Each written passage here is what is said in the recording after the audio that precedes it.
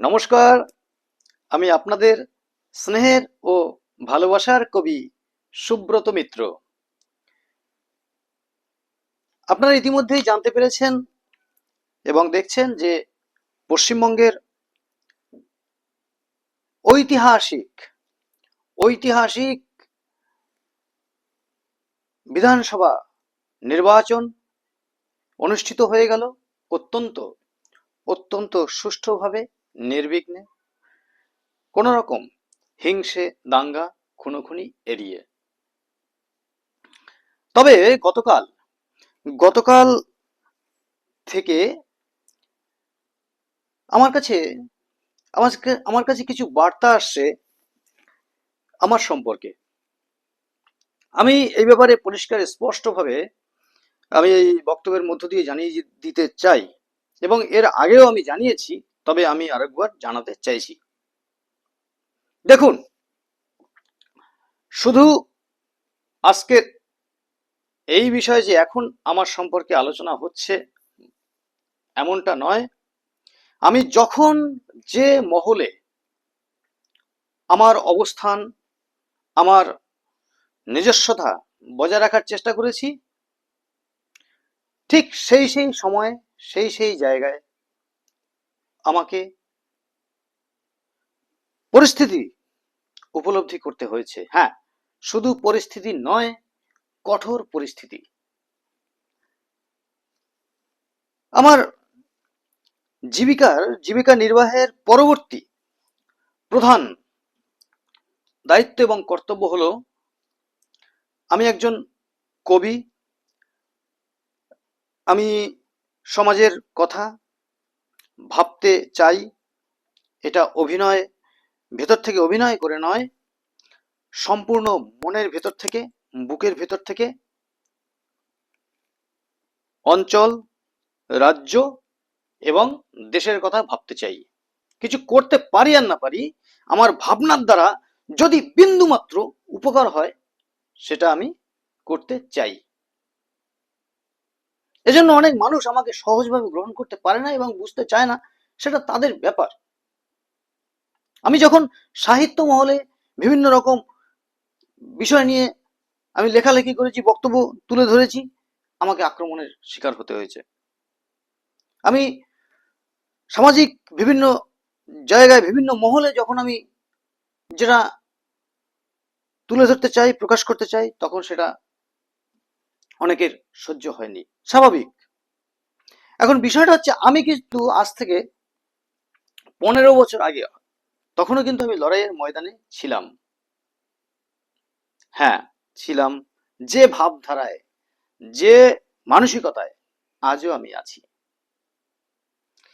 এখন দেখুন, একজন কবির কাজ কি? আজকাল তো কবিকে অকবিকে বোঝা বড় মুশকিল। আপনারা মনে করলে মনে পড়বে, হয়তো আপনাদের স্মরণে আছে,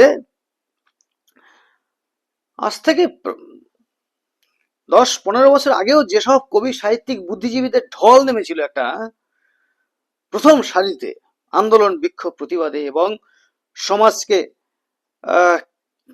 মানে সমস্ত প্রশাসনিক স্তর থেকে শুরু করে সব জায়গায়, সেই কবি সাহিত্যিকেরা কোথায়? যারা অসুস্থ বা যারা মরে গেছেন তাদের বিষয়টা আলাদা, কিন্তু যারা জীবিত আছেন, সুস্থ আছেন, তারা কি বর্তমানে কথা বলছেন, লিখছেন, সামিল হচ্ছেন সমাজ সংস্কারের দাবিতে? হলে কজন হচ্ছেন? সামান্য সামান্য কয়েকজন, সামান্য কয়েকজন। সুশীল সমাজ বললে এখন আমাদের লজ্জা লাগে। সুশীল সমাজ, বুদ্ধিজীবী, কবি, সাহিত্যিক, আমাদের কেমন লজ্জা লাগে। কবি না বন্ধু, আমি তেমন কবি হতে চাইনি, আজও হতে চাই না, আগামীতেও হতে চাইব না। কথা দিয়ে গেলাম আপনাদের সামনে। আপনারা যেটা ভাবছেন, যেটা নিয়ে আপনারা আমাকে বিভিন্ন রকম মহলে আলোচনা হচ্ছে, শুনতে পাচ্ছি, ভোটের আগের থেকে, ভোটের থেকে এখন অবধি আমার কাছে হাওয়া বাতাস আসছে না। নির্দিষ্ট কোনো দলের হয়ে একচেটিয়া কাজ করব না, বলবো না আমি একজন কবি। যদি তাই হতো তাহলে বিগত দিনগুলোতে নিজের স্বার্থের জন্য কাজ করে অনেক অনেক অনেক কিছু করে ফেলতে পারতাম। সুযোগ ছিল, সুযোগ আছে, সুযোগ আগামীতেও থাকবে। কিন্তু না, সকলে যদি ওই পথে চলে তাহলে কথা বলবে কে, লিখবে কে? ছোট ছোট ছেলেপুলেরা তাদের মন মানসিকতাকে ঠিক করার দায়িত্ব কে নেবে? ভাববেন না? ভাববেন না? একটু একটু মাথা স্থির করে ভাবুন। ভাবুন, একজন একজন কবির তো এগুলো কাজ। একজন কবির এগুলোই তো কাজ। নাকি সে এদিকে যদি মারামারি হয়, খুনোখুনি হয়, সে এদিকে প্রেমের কবিতা লিখবে? সমাজ যখন ধ্বংসস্তূপে পরিণত হয়ে যায় তখন সে কবি হাসবে? হয় এটা? সমাজ যেরকম, মানুষের মন মানসিকতা পরিস্থিতি যেমন, ঠিক সেই পরিস্থিতি অনুযায়ী সমাজের মঙ্গলের জন্য কবি ভাববে, কথা বলবে, অবস্থান রাখবে। এজন্যই আমি সুব্রত মিত্র। আপনারা অনেকে জানেন বিভিন্ন স্তর থেকে আমাকে কিভাবে, আমার সাথে কি হয়েছে সেটা তো আমি জানি। আমি জানি বিগত দিনগুলোতে, বিগত 10 বছর ধরে ইন্টারনাল ফাইট করে যাচ্ছি। কেন কেন কেন? এক সময় তো আমাকে অনেক মানুষ চিনতেন না। বর্তমানে বর্তমানে কিছু মানুষ, হয়তো আপনাদের মতো অনেক মানুষ আমাকে চেনে না, আপনাদের মতো অনেক ক্ষমতাবান প্রভাবশালী মানুষরা আমাকে চিনবে না, পাত্তা দেবে না। কিন্তু কিছু মানুষ তো আমাকে চিনেছে, বুঝেছে, ভালোবেসেছে। রাষ্ট্রপতির সম্মানপ্রাপ্ত মানুষ থেকে শুরু করে ঊর্ধ্বতন আরো বড় বড় ডিপার্টমেন্ট আমি বলছি না, তারা কিন্তু আমাকে কিছুটা হলেও চিনতে পেরেছেন, বুঝতে পেরেছেন। জানি না আমার সম্পর্কে এই চিত্র কেন উঠে আসছে বারবার। সমাজের প্রতি তার দৃষ্টিভঙ্গি কেমন হওয়া উচিত কিন্তু বলে গেলাম। সমাজের প্রতি একজন কবির দৃষ্টিভঙ্গি যেমন হওয়া উচিত তেমনটা করার আমি চেষ্টা করছি। আচ্ছা, এবারে যেটা আমার আরেকটা মূল বক্তব্য আপনাদের কাছে, এটা কিন্তু শুধু গড়িয়া অঞ্চল, রবীন্দ্রনগর অঞ্চলকে দিয়ে নয়, আমি এটা সমগ্র রাজ্যবাসীর প্রতি করজোড়ে অনুরোধ করব। সমগ্র রাজ্যবাসীর কাছে করজোড়ে অনুরোধ করব। দেখুন, নির্বাচন আসবে, নির্বাচন হবে, হার জিত থাকবে। যে দলই জিতে ক্ষমতায় আসুন, তাদের প্রধান কাজ কি? তাদের প্রধান কাজ, যদি পুরনো রাজনৈতিক দল, আগের রাজনৈতিক দলই যদি আবার আসেন, তাহলে তো আবার কাজগুলো কন্টিনিউ হবে। সেক্ষেত্রে কি করতে হবে? সেক্ষেত্রে প্রথম হচ্ছে যে আগের যে কাজগুলো, যেগুলো হয়নি বা হওয়ার কথা ছিল বা হওয়া উচিত, সেগুলো খুঁজে খুঁজে খুঁজে বের করে সেই কাজগুলোকে স্টার্ট করা। বিভিন্ন মহলে শিক্ষায় উন্নতি আনা, সংস্কৃতিতে উন্নতি আনা, এবং যারা অপরাধমূলক কাজের সাথে যুক্ত, সমাজকে নষ্ট করছে, তাদেরকে গঠনমূলক পদ্ধতিতে তাদেরকে ভালো রাস্তায় আনা, যারা বড় ধরনের অন্যায় করেছে তাদেরকে শাস্তি দেয়া। নাকি প্রধান কাজ আগেই এই ওই দল করতো, ওই দল করতো, চল ওকে ধরি, ওইটা বলেছিল, ওকে ধরি, ও ওটা করেছিল আমাদের বিরুদ্ধে, ওকে ওকে মারবো। এটা কিন্তু সমাজের ভালো কাজ না। রাজনীতি অনেক বড় নীতি, এটা কিন্তু রাজনীতির মধ্যে যায় না, উচিত না। হ্যাঁ, বলে গেলাম, উচিত না।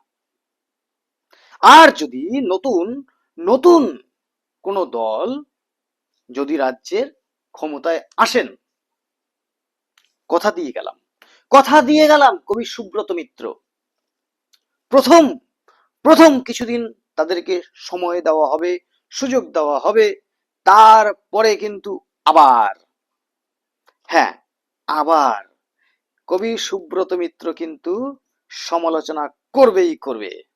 আমি একা নয়, আমার মতো কিছু সংখ্যক মানুষ যারা আছে, তারা সমাজের সমস্ত কিছুর একটা গঠনমূলক প্রক্রিয়াকে বজায় রাখার দাবিতে, ব্যালেন্স রক্ষা করার দাবিতে কাজ করে যাবে, কাজ করে যাবে। কোথায় কখন যাচ্ছি, কি করছি, কোথায় গিয়ে বসছি, কার সাথে কথা বলছি, এটা নিয়ে দেখছি আজকাল খুব আলোচনা হয়ে যাচ্ছে। কবি সুব্রত মিত্র কি সমাজকে কিছু দেয়নি? কিছু দেয়নি, শুধু লুটে পুটে নিয়ে খেয়ে গেছে। হ্যাঁ, আমি কি শুধু ধ্বংস করে গেছি? আমি কি গড়িয়া, নতুন দিয়ারা, রবীন্দ্রনগরে এসে এই অঞ্চলকে ক্ষতি করে গেছি? কি ক্ষতি করেছি বলুন? কি ক্ষতি করেছি?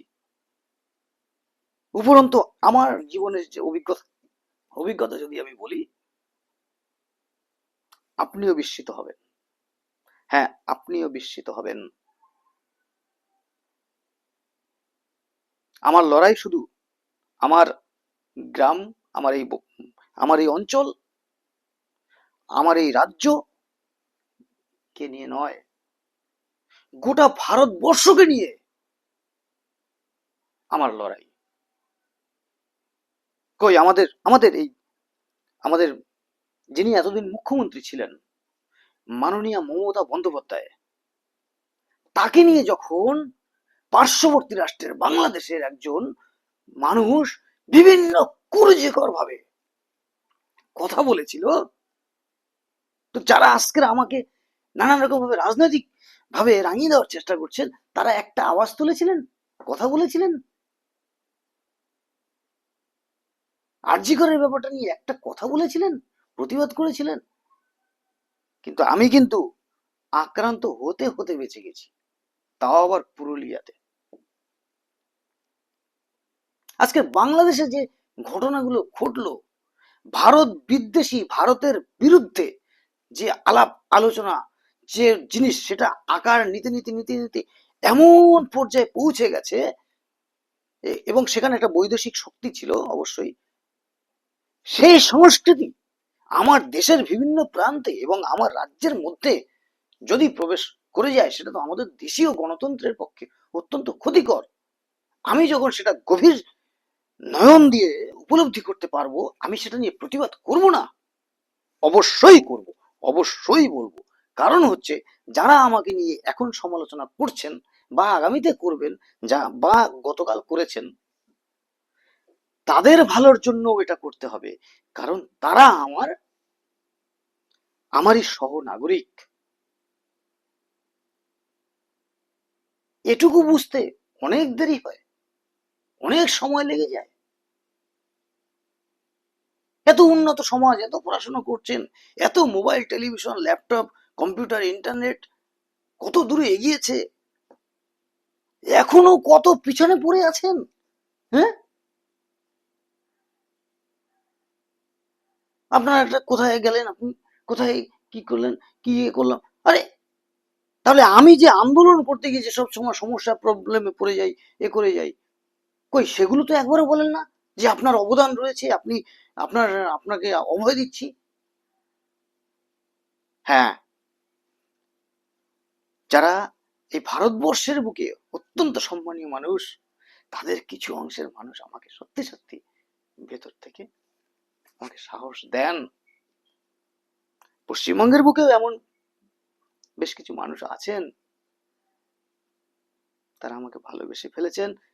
আপনারা শুনলে অবাক হয়ে যাবেন এবং আশ্চর্য হবেন এবং ভালো লাগবে আপনাদের, যে হ্যাঁ, আপনাদের স্নেহের ও ভালোবাসার কবি সুব্রত মিত্রের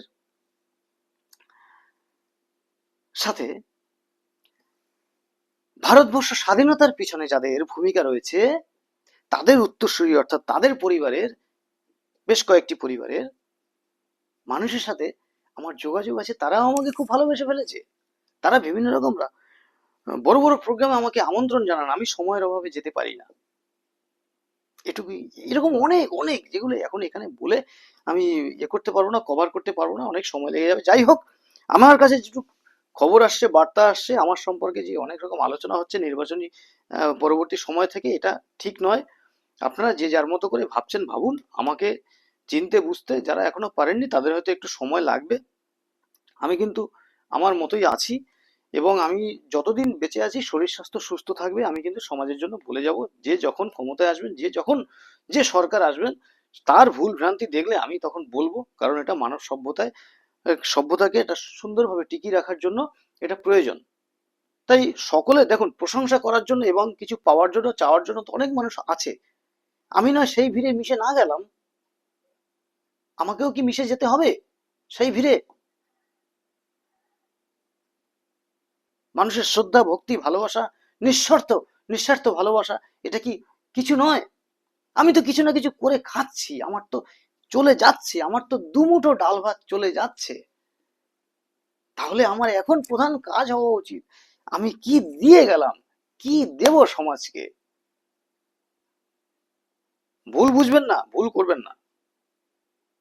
আর আপনারা ইতিমধ্যে হয়তো জানতে পেরেছেন বা জানেননি, আমার কিন্তু পূর্ণাঙ্গ দেহ কিন্তু দান করা মানুষের স্বার্থে, ইন্ডিয়ান মেডিকেল অ্যান্ড সায়েন্সের ডেভেলপমেন্টের স্বার্থে। যাই হোক, খুব ভালো থাকবেন, খুব ভালো থাকবেন। আমি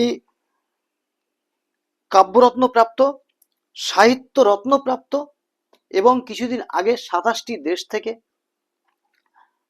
দেশের যৌথ সমন্বয়ে গঠিত সাহিত্য সম্মেলন, কবি সম্মেলন, সেখান থেকে আমি স্বর্ণ পদক পেয়েছি। শিলিগুড়িতে অনুষ্ঠানটা অনুষ্ঠিত হয়েছিল। স্বর্ণ পদক। আপনাদের স্নেহের ও ভালোবাসার কবি, হ্যাঁ, এই গড়িয়া নতুন দিয়ারা রবীন্দ্রনগরের নাগরিক। ভেবে দেখুন আপনারা কাকে কি মনে করছেন, কাকে কি মনে করছেন না। এ বিষয়ে আমার কিছু বিস্তারিত আর বলার নেই। সময়ের সাথে সাথে আমি চেষ্টা করব প্রমাণ করার। এখনো যারা আমাকে ভুল বুঝছেন, তারা নিশ্চয়ই একদিন আমাকে সঠিক বুঝবেন। ধন্যবাদ, নমস্কার। খুব ভালো থাকবেন, খুব ভালো থাকবেন।